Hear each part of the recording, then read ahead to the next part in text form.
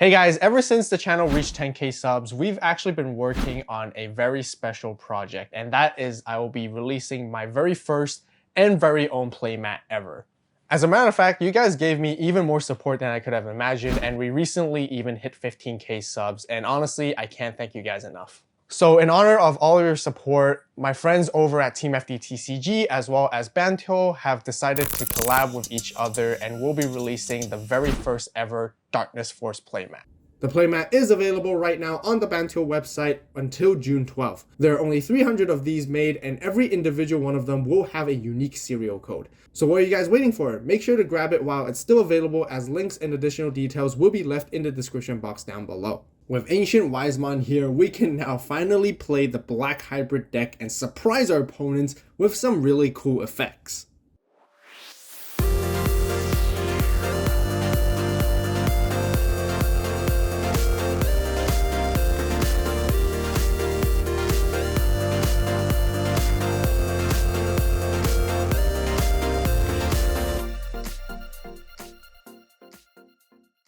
Digimon fans, welcome back, and today we'll be showcasing the AncientWisemon and Black Hybrid deck for the very first time.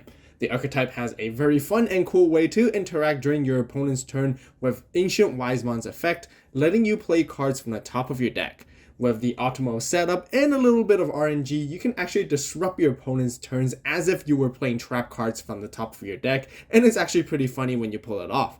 As usual, I'll be showing you guys how it all works and how to play within the combo segment, but first, let's get into the deck profile. Okay, as usual with Digi-egg cards, 4 copies of Pagumon, still the best Digi Black Egg for the entire game generally, or just for the general black color, simply because on deletion, revealing the top card of your deck, and then you get to add it to your hand if it was a black Digimon. Otherwise, you put it to the bottom of your deck. Resolves always pretty much very easily all the time, because 90% of the deck that you play is black anyways. Then, to start off with our rookies, we do have the 4 copies of Toy Agumon with its inheritable of Reboot. We do play blockers, and we do have a blocker strategy, so having Reboot to accommodate together and combinize together with the blocking and Reboot together is just really, really good, and that's really what you want to see when you're building your stack most of the time. Next, we got 4 Chumons, simple floodgate for the deck, really just for stopping any memory gains, and there's a lot of memory gaining in this current format as well, so Chumon is just usually one of the go-to black rookies that you want to play. And then, similar with floodgates, 2 copies of Mercurymon to sort of stop people from reducing play costs for Digimon usually, and yeah, that's really it for there. And then last but not least, 2 Bokos. At the end of the day, we are kind of playing like a Black Hybrid deck, which is really cool and very exciting. So being able to search, grabbing you a hybrid that's black, grabbing you a Tamer as well, and you know, that's really always with the value with Pokemon, and if it ever sticks on board, you know, being able to digivolve into a black hybrid on top of your Tamer and gaining 2 memory back is always very memory efficient with this guy, so at least a 2-up is always nice to see. That's it for our level 3s. Let's talk about our level 4s. And first and foremost, we got the brand new Mercurymon from BT12. This digivolves for 0 on top of Sephirothmon. Otherwise, you digivolve for 2 on top of a level 3 black. However, just like all the other hybrids, you get to digivolve this card from your hand onto one of your black Tamers as if it was a level 3 black Digimon. So effectively, for the cost of 2, it has an on-play and when digivolving effect until end of your opponent's turn. One of your Digimon gains blocker. This is one of the ways to give your top ends blocker, or give any other Digimon that you have to have blocker, so you can have the defensive strategy set up with this guy, and this is what you always want to be seeing as your main black hybrid Digimon of the deck. Other than that, we also have the 4 copies of Grumblemon. Grumblemon is exactly the same as Mercurymon, however, it doesn't really offer any other effects other than being able to digivolve on top of a Tamer for the 2 costs that it usually does anyways. So yeah, that's really it for him, and that's the hybrid for game strategy. Last but not least, for the last hybrid, we do have Sephirothmon. It digivolves for 3 on top of a black level 3, or it can digivolve for 1 on top of a Mercurymon. So you can always do the slide digivolve, which is very interesting between the both.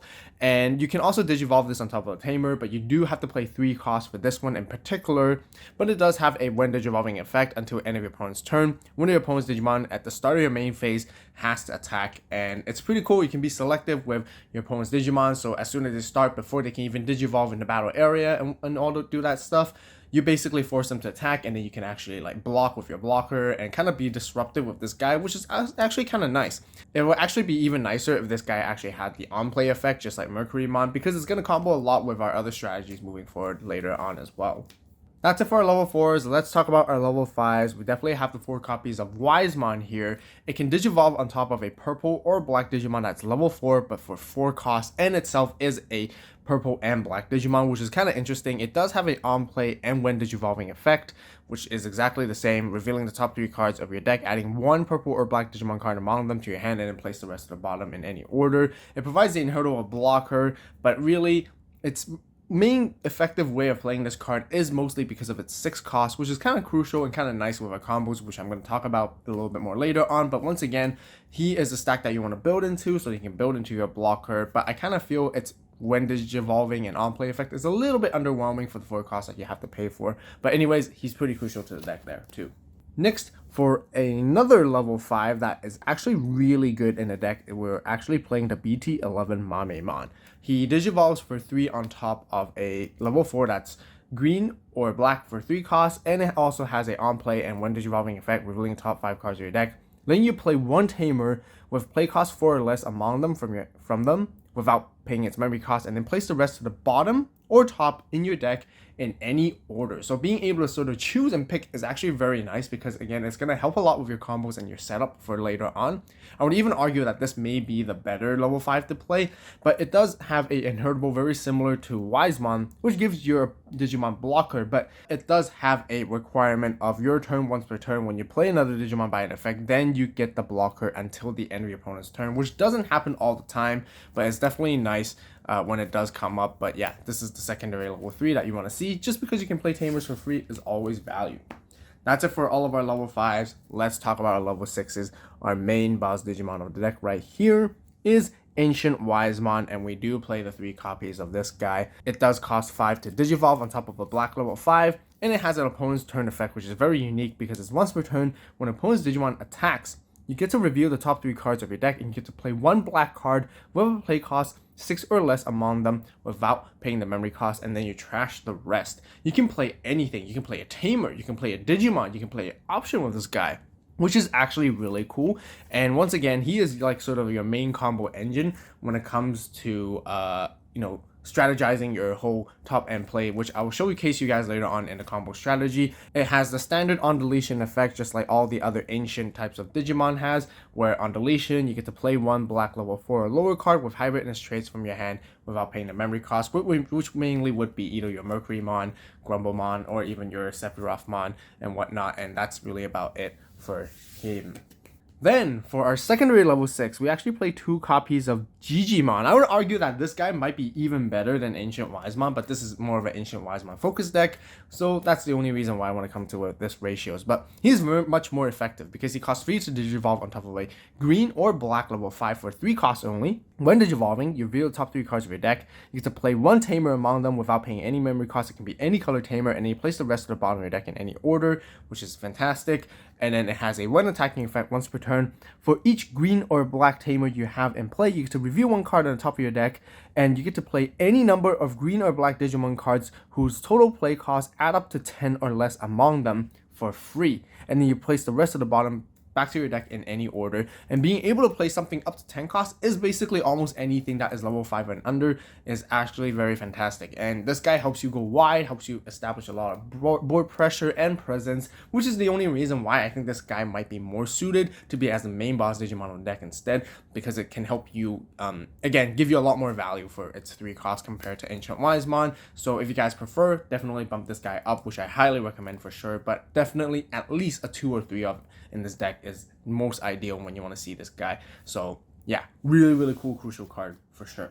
That's it for all of our Digimon. Let's talk about our Tamers. As per usual, we definitely need Memory Tamer, and the best black Memory Tamer to go for is always Izzy. Start of your turn, gaining, setting yourself to 3, and then with its on-play effect, it's kind of like a pseudo hammer spark when it comes out with security. Otherwise, you effectively play this guy for 3 costs instead, because you reveal the top 3 cards of your deck, and if all of them revealed are black, you get to gain a memory back, and yeah, ultra value with this guy. However, we don't play full black deck, so we're not going to resolve this effect all the time, but pretty much I think 90% of the time we get to resolve it like that, where we do gain a memory, which is always nice, but not worse the case if we don't, which is not fine as well.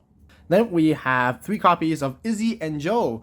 At the start of your turn, if your opponent has 2 or more Digimon in play, you get to gain 2 memory. People do go a little bit wide depending on some deck matchups, which is always nice, and instantly gaining 2 memory because of that is always really good. Forces your opponents to play around it, especially when you have a decent matchup that doesn't build one single stack.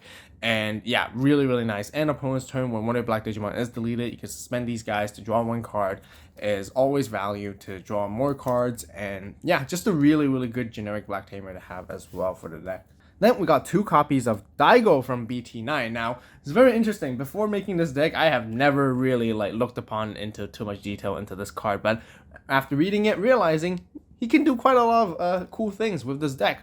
All turns, when an opponent's Digimon becomes unsuspended during the main phase, you get to suspend this Tamer to gain a memory. So you can actually disrupt some of your opponent's plays with this Tamer, which is kind of neat actually.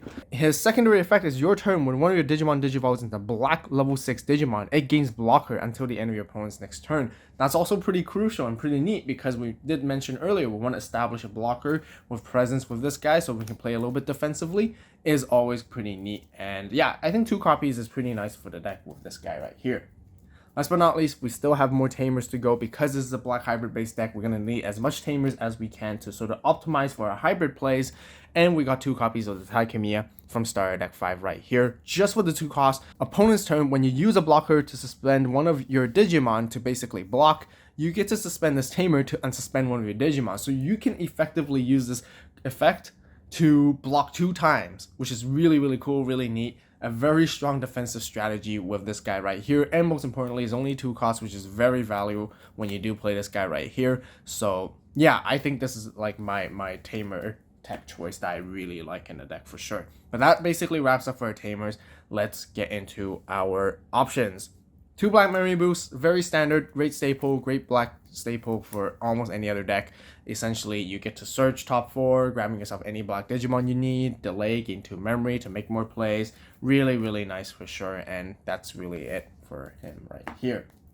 And then we play 2 copies of Laser Cannon. Now, there's a very specific reason why we play this one, because I personally think this is the best black option card that is 6 cost or less when it comes to removal. Why are we playing 6 costs or less? Is because we can potentially play it for free with AncientWisemon sometimes, and that's the whole reason why I'm playing this particular card. But with his main effect, de-digivolve one of your opponent's Digimon, and then you get to delete one of your opponent's Digimon with play cost 5 or less, and it's always going to be nice. You're going to resolve this quite nicely. Great security bomb, great security effect, but generally just a great removal tool to have in the deck. And last but not least, definitely got 1 copy of Evolution Ancient right here. Being able to warp from a level 4 directly into one of your Ancient level 6s is pretty nice by paying the cost, and basically it's 0 cost if you have a Digimon with hybrid traits, which you're always going to have because you can try to warp your level 4 into the level 6. You get to use it without meeting the color requirements, and that's really there is with this guy right here. And yeah, pretty nice one-off for the deck for sure. That's it for the 50 card main deck. Let's talk about other potential cards I actually considered when I was building this build and playtesting with it as well. First and foremost, Mercurymon is actually still a really good card, decent for sure enough. Most of your top end does reach up to 13k DP, so being able to have this guy to inheritable, give security +1, can give you a bit more offensive strategies, which you can definitely go for if you prefer it that way. However, this build I'm trying to approach to go for is a little bit more defensive and control and trying to go wide and do those cool fun combos, so I didn't decide to go with Sunariza, but I still think it's a very nice decent card to have, especially with its main effect as well, with piercing comes up every now and then. Another Digimon we have is Gigasmon, which is another black hybrid.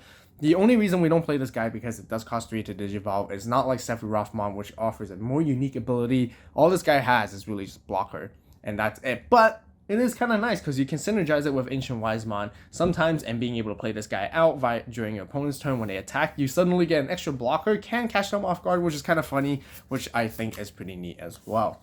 Another Tamer we have is Joe Kiddo from BT3.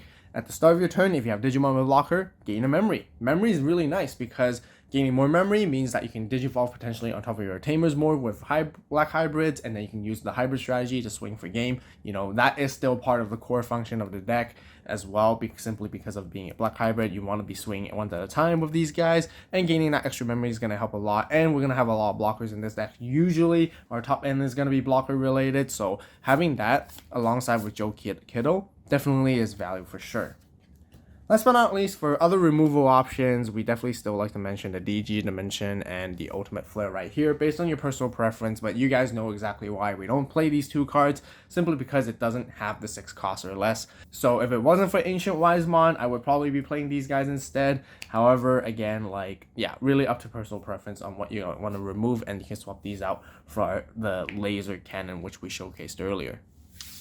That's it for all the cards I wanted to talk about. Now let's get into the combo and sort of how to play strategy with this deck, which is kind of fun when you do pull it off for sure. And it can actually do it quite consistently as well. Of course, you're always going to be hatching your egg, and then you just want to digivolve into your rookies. Any of these 3 will do. Ideally, it's going to be your Toy Agumon because it gives you the reboot inheritable, but if you don't see it and you have Chumon or Chikuri, you just have to do that anyways. So depending on your matchup, know what your matchup wants to do.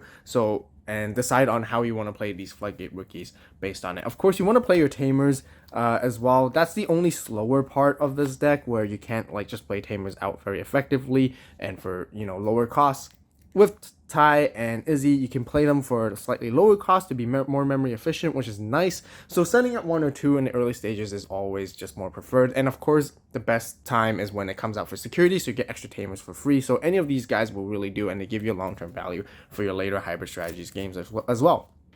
Then we have Pokemon searching. That's what you want to be doing alongside at the same time. And then this is when you want to digivolve into your level 4s. Now, most of your level 4s are essentially going to be hybrids, so you can't just be greedy and save it just for the Tamers. You're going to have to digivolve it in your stack. And yes, it's kind of unfortunate where they don't provide you much value at all when you digivolve it inside the raising area. So let's just say we digivolve into Grumblemon, and usually I like to save Mercurymon just because it has an effect overall. And again, you just stay in raising until you really get into your level 5s is what you want to push out. Digivolving into Wisemon or either Mamemon is always great, because then they'll give you the effects. Mamemon letting you play more Tamers for free, Wisemon to search, and grabbing a card you need to help you set up eventually to get into your top end, which would probably be your AncientWisemon or your Jijimon as your secondary. But since this deck is mainly focused on AncientWisemon, let's talk about the AncientWisemon combo first off. Right here with this deck, it's actually really nice. You have a 13k body with blocker and reboot, which is a very standard black combo to always have, and a Pagumon on deletion. And all you want to be doing with AncientWisemon is just basically swing at their security non-stop. It doesn't really matter. It has the floating capability, and if it ever gets deleted, that's totally fine. And that's how you really want to be playing it, and it really just plays towards your opponent's turn and it stops them from attacking. If they do attack with something, this is when you sort of resolve AncientWisemon's effect by looking at the top 3 cards of your deck. And usually you're going to hit a lot of different kinds of like black cards. You can hit a Tamer, you can hit a rookie right here, you can hit some of these level 4s, and you know, hitting the Mercurymon is nice because you can hard play this Mercurymon and immediately give something blocker. Since AncientWisemon already has blocker, you can give Mercury itself blocker as well, and it can probably block the same turn as well. Same goes for Sephirothmon. Now, Sephirothmon, this is why I mentioned earlier, it would have been better if it had an on-play effect, because if it did have an on-play effect, you can force one of your opponent's Digimon to attack. That would be really, really nice, but since it doesn't, that's totally fine. And that's the other whole reason why we have to play Wisemon in this deck, is because it's a 6 cost level 5 that you can potentially play off of AncientWisemon effect. And then by playing Wisemon, you get to search and basically get into a level 6 the next turn once again, which is really, really nice. And that's the only downside with the Mamemon, because it doesn't fulfill the 6 cost right there. It is 7 cost to hard play, so you can't play it via it. Otherwise, it will be a perfect card to have for sure. Now, that's all you want to be doing. Now, the other thing what you can do is you want to be then also sometimes digivolve into Sephirothmon on top of a rookie or on top of a Tamer if you have during the right times. So then with this combination, once you pass your turn, you force your opponent's one of your opponent's Digimon to attack at the start of their main phase once they have something on the board. So by choosing one of their Digimon, they have to attack immediately, and then you can just block with AncientWisemon right here, resolve its effect as well to play more stuff from the top of your deck, which is always going to be really, really nice. And in combo side, if you never had Wisemon, then having the Daigo is great because it'll give you that blocker for the turn. Otherwise, having the Taikamiya is also fantastic because now you can suspend him to unsuspend one of your Digimon so you can block again with it, and really just be ultra defensive and disrupt your opponent's plays during their turn is really what this combo is going for. Now, let's just say we didn't get into AncientWisemon. Let's get into Jijimon right here, which I personally think is technically the better card. But however, there's come a little bit of synergies where, say, Daigo doesn't work with him because Daigo does specifically need a black Digimon when you Digivolve it.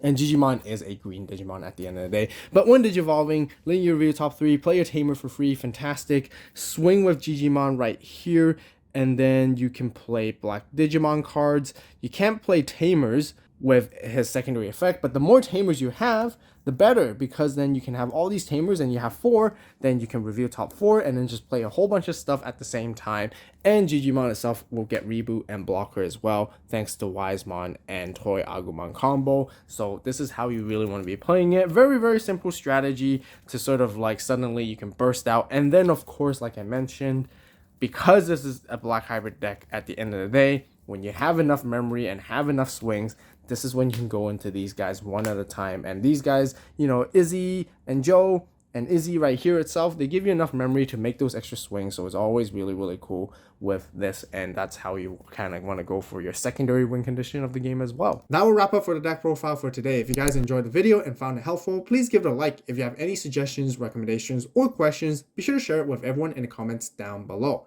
We got lots more Digimon videos and content coming with BT12 deck profiles, so be sure to hit that subscribe button right now. Turn on that notification bell to stay tuned. If you guys just can't wait, I want to see early deck lists and first drafts made by me, then definitely join the Avault Club right now as well.